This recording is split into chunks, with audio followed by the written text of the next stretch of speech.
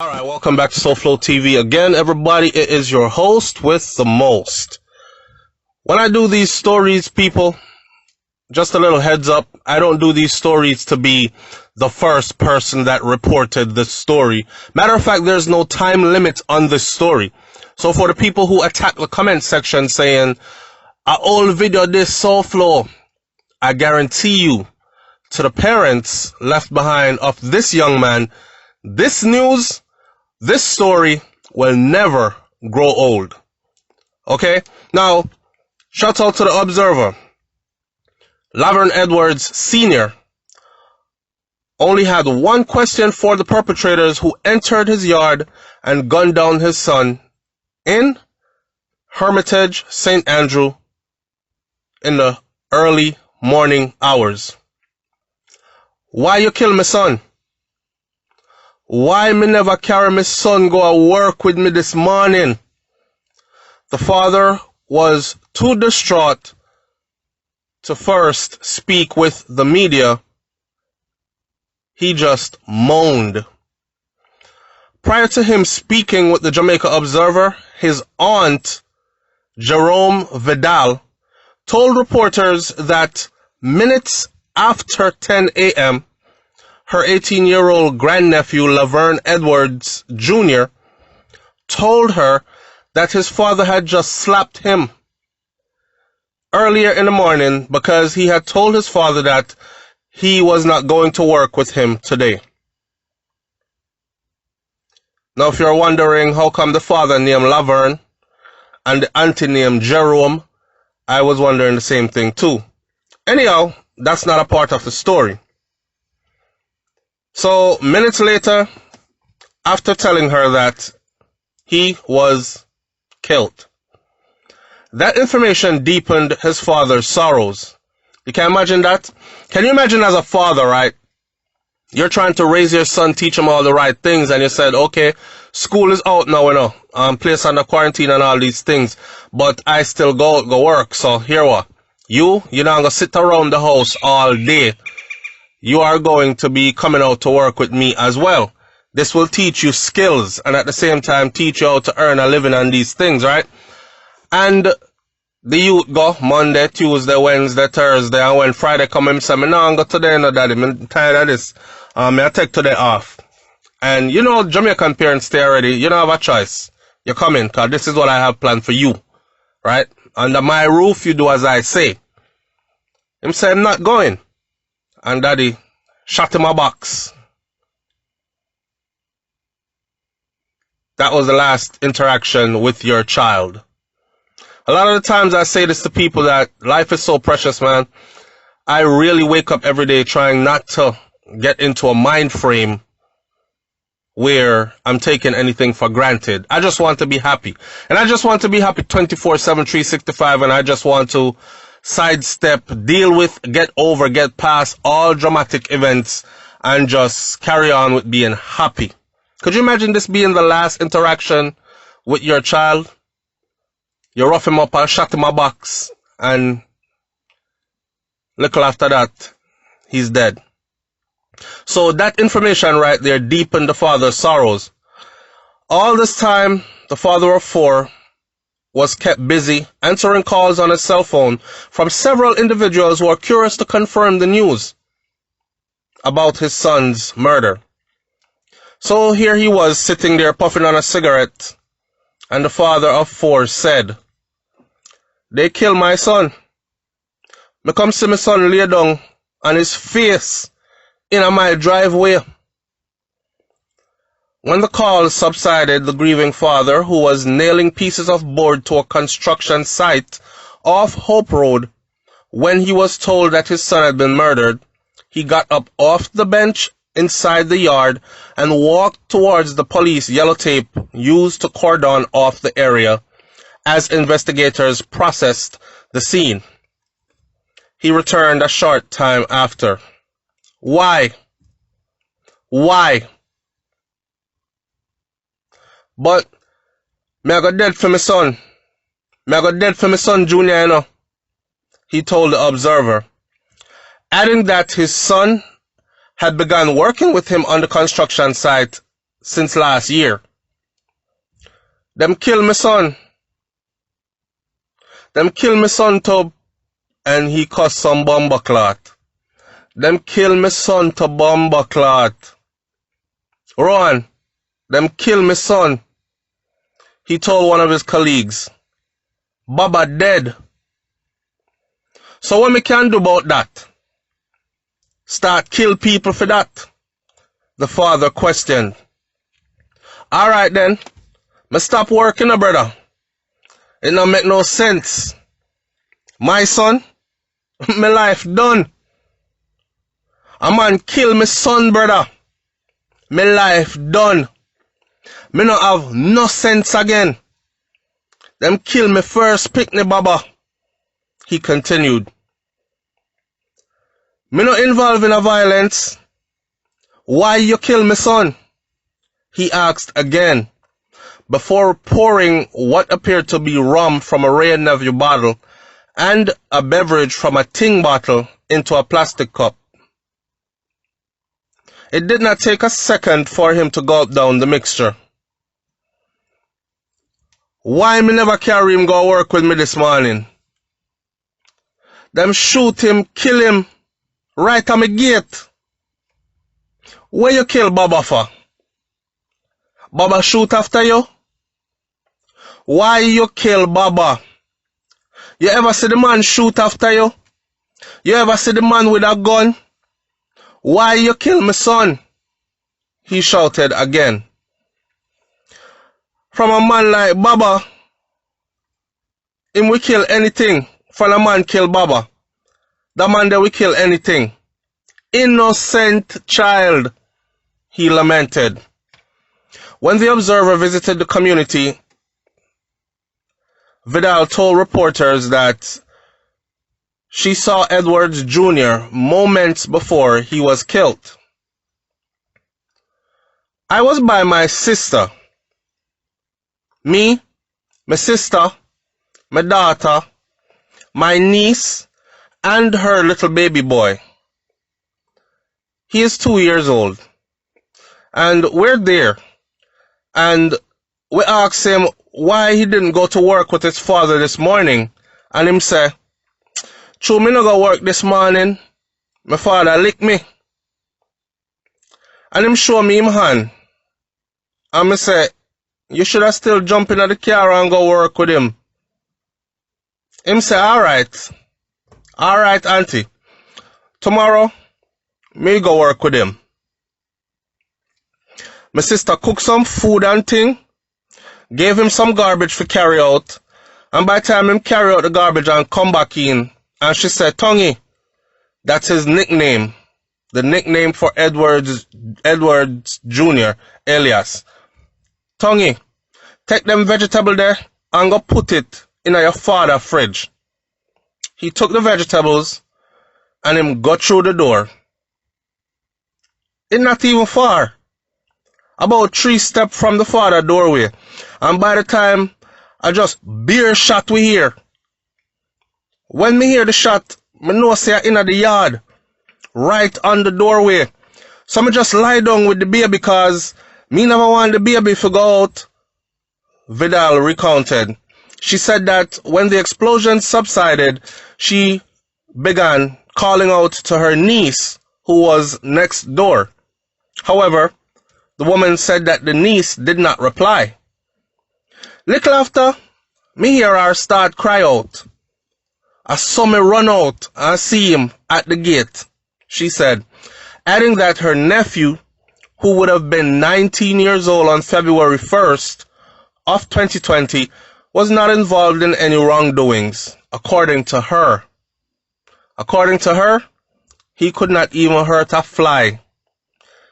Boy, now I know what everyone is thinking, and I know everyone is going to be saying, not everyone, but a lot of people are going to be saying the same exact thing. But let me read to you some of what the people had to say before even your comments, okay? And I want to read every single comment on this. So bear with this. So, Rising to the Top said, "It's sad when a parent buries a sick child, but can you imagine a parent burying a perfectly healthy child with a bright future? Condolences goes out to this young man's family and friends, and may he rest in peace, and may justice prevail. Shaking my head. Dully commented and said, when will this madness stop? Black on black killings. The white man has to do nothing to get rid of the black man, as they are more efficient at killing off themselves. Is that what the black man can do for themselves? Why complain when a certain top white man says that we all seem to live in shithole countries? He should have continued that. We have shithole minds. He would be absolutely correct. Wake up, black people. You have all the God-given talents of all other men. Use it for advancing your race, not killing it off. How many times have we heard this and it has fallen on deaf ears to so many? Paddy 5 says, another youth lost his life by the hands of murderers. And if you ask the auntie, the niece, the father, or anyone at the gathering to give the names of the gunmen in the area, they would tell you, say, I don't know. You people should take the blame for hugging up the criminals in the community. And Sandan replied to Paddy 5 and said, I am of the belief that the family members have ideas or clues as to who the killers are. Yes, the father is grieving, but in Augusta. Examaica says, this is heartbreaking. As a father, I feel it for Mr. Edwards. To lose his firstborn like that. Even more painful is the mysterious reasons why. Why would they kill this youth? It wouldn't surprise me either if this resulted from some silly exchange of words or some other foolishness. I sincerely hope that people who have knowledge about this killing support the police in capturing these murderers. Blade Brown said, it's a damn shame. Police need to find them criminals and get rid of them permanently. Marky says, very sad affair. Maybe it was a retaliation or maybe it was an initiation where someone had to be killed to be accepted into a gang. It could have been a mix-up thing too. We will never know. Okay, so here's a little heads up for some of you out there. And that's why I say it is very important to keep your head on a swivel when you're out in public. And it's very important to not be lackadaisical about your surroundings wherever you are. Because a lot of you still don't understand that this is a real thing. The initiation into a gang, that you have to commit a murder in order to get in. And I'm telling you that it's random people that are selected sometimes. So you can imagine someone wanting to be into a gang and they give him a gun and they say, prove your badness. And he just randomly picks your son or daughter, your mother or father, or even you, and shoot you dead just for acceptance into this gang. And the gang's not going to talk. That is their secret for him. Right? So this is a very real thing. I'm not telling you to be outside and be paranoid, but just understand that this is a very, very real thing. So a lot of the times when you see people get done like this, it's not necessarily that they had to have been involved in anything. There have been a lot of gang initiation killings. A lot. So it's not something that happens every once in a while. It's something that happens on a regular basis. Kind of makes you want to think, how many of these people that really got shot down where people were saying, the youth a good youth, him go school, him go work, him no trouble nobody. And we're over here saying, yeah man, that don't always say. But something in a something. And the truth remains hidden that it was a gang initiation killing. Anyhow, Pegasus Security Consulting says, as I read the story, my heart is saddened. My sincere condolences goes out to this father. Not that we have a grip on our border it's time for, now that we have a grip on our border, it's time for our security forces to start focusing on illegal weapons that are on our streets and are killing innocent citizens. We have stated over and over that new strategies need to be implemented to combat this monster. Jamaica has the know-how to combat this monster, but the leaders are too complacent in tackling the problem. We at Pegasus are confident that we can win this war against the monster if called upon to assist. This is Pegasus Security Consulting, and they are offering their expertise to the Jamaican government to help to secure the borders and to help to capture all the illegal weapons that are in Jamaica. I've said this many, many times, but let me read it from somebody else, because Dully answered Pegasus and he said, take away the guns, they will use knives. Take away the knives, they will use sticks or machetes or stones will be used. This is a consciousness issue. It's in the mind.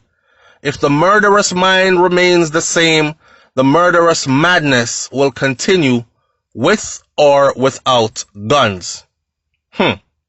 That's something for us to think about. Pinnacle said, the vibe in the country is not a peaceful vibe. Not in the music, not in the politics, not in the culture, or in our day-to-day interactions with each other. Wow. Jamaica said, why was he killed? Was he targeted? What was he involved in? Where there is smoke, there is fire. Shane Cromley responded to that comment and said, why didn't he want to go to work this day? Even after the slap, was he afraid of something? Wanted to lay low? Did he refuse membership into a criminal gang world? Then that made him a marked man? Questions abound. And again, let me take this time to raise some awareness and let you also know that that is another issue. See, a lot of us sometimes, because you weren't born in a certain situation or a certain environment or brought up in a certain environment, then you cannot relate. But there are good youths out there who had to decide at some point that it was either his life or he was going to have to join the gang. You see, a lot of these inner city neighborhoods, they are under the control of a certain gang. And neighboring neighborhoods have gangs, different gangs as well. One of the biggest problems in Jamaica is that there are so many gangs there, and within such a small country, it's like this. Your enemy is never far from you. So, you don't know what it's like for a youth to walk down the road and him say, a school him a go. But he has to fight his way through 10, 15, 20 corner man every day, who's telling him, say, over, yes, so you're for there no youth. You have to go join the team, you know. You're either with us or you against us. You see it? You're either a member of this or you're an enemy. And you don't want to be an enemy. That kind of stuff. And a lot of the youth, them, a lot of the time, try stand up for themselves and have to run well left them neighborhood. That's a reality as well. Alright? Now, the demonic idiot them strike again. Well, it's a beautiful day in the neighborhood. Till tomorrow. Sleep well. Blade Brown said, Jano, I man feel it for this lady. Jah Rastafari know. The people need to work with the community and find those low-life scums and kill off the whole of them. Time to become an informer and chat pan all who are plague the place with crime. Can't just go kill innocent people so for no reason. Idiot thing them idiot boy they are going with. August Town people, Una need to work with the police and the soldier them and tell all of who involved in the arms house and get rid of them. Dirty waste man them. Plaguing Jamaica with crime. Time for all informer to step up and chat on all of who doing wrongs. Because sooner or later, them same dirty criminal there might come kill one of few family members them. Then una will feel the pain that lady I go feel right now for her youth. Dan said in those communities, they all know who the criminals are. No one will ever talk. They would rather live in fear in their own communities than to give them up. And we have talked about that before. The final comment is from Mr. Mutty Perkins, and Mr. Mutty Perkins said, a lot of parents know that their kids are in mix-up and cover-up. Them cover it up for them. Soon, they will have to cover up that same child in a grave. That is profound. Now, let me just end this video by saying this. I want you to think about this.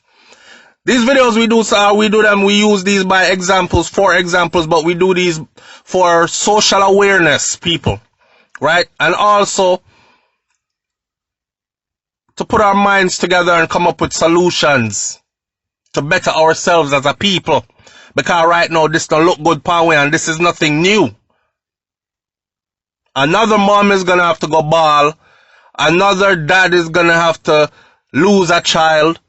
And probably some reprisal killing thing will go on in here, so. Did y'all ever think that a lot of the times police seeking information and are not given information on purpose? Because you see, when the people lose faith in the law or in law enforcement, and they are forced to take the law into their own hands to the point where revenge is necessary in the form of violence, then a man just jump one away and know, say, alright, Marcus kill my youth. So you see when the police them come around, me act like me don't know nothing. But I promise you, say, between now and December, Marcus or him mama or him brother or him sister, anyone me catch first, dead. That scenario right there is very, very real. And it is actually at the top of the list of why Jamaica continues to have over 1,000 of its citizens murdered every year. Sometimes climbing close to 2,000.